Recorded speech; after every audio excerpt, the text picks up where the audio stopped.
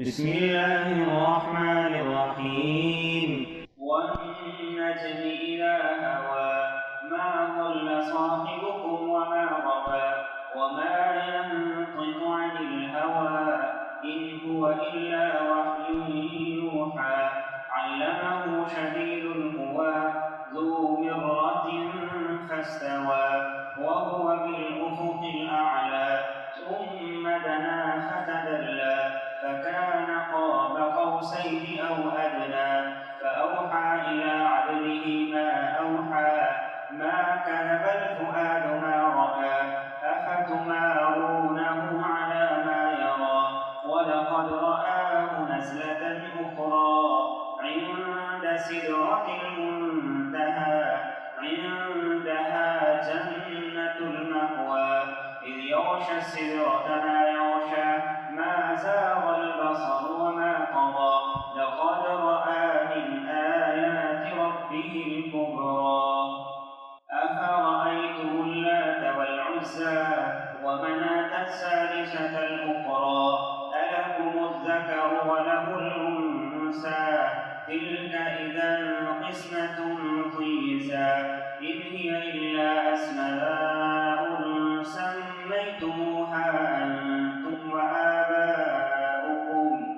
سميتموها أنتم وآباؤكم ما أنزل الله بها من سلطان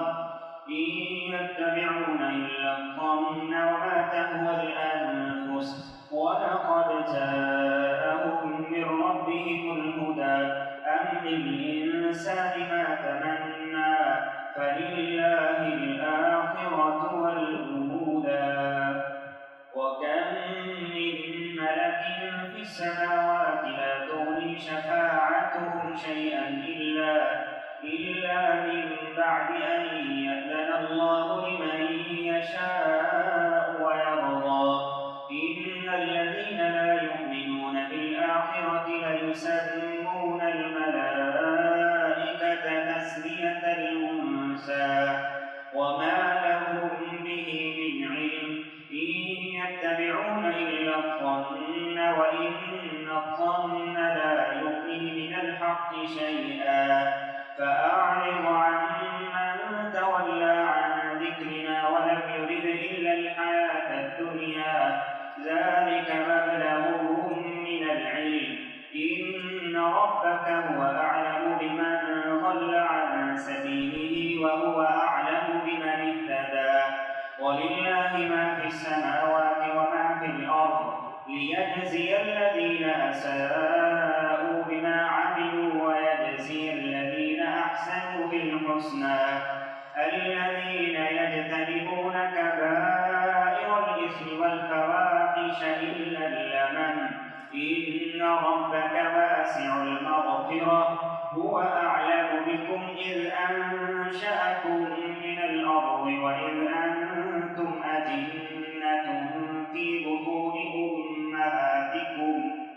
فلا تزكوا أنفسكم هو أعلم بمن اتقى أفرأيت الذي تولى وأعطى قليلا وأكدى أعنده علم الغيب فهو يرى أم لم ينبأ بما في صحف موسى وإبراهيم الذي وفى ألا تزر وازرة وزر أخرى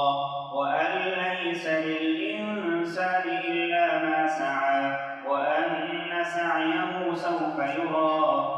ثم يجزاه الجزاء الأوفى وأن إلى ربك المنتهى وأنه هو أضحك وأبكى وأنه هو أمات وأحيا وأنه خلق الزوجين الذكر والأنثى من نطفة إذا تمنى وأن عليه النشأة الأخرى وأنه هو أغنى وأقنى وأنه هو رب الشعرى وأنه أهلك عادا الأولى وثمود فما أبقى وقوم نوح من قبل إنهم كانوا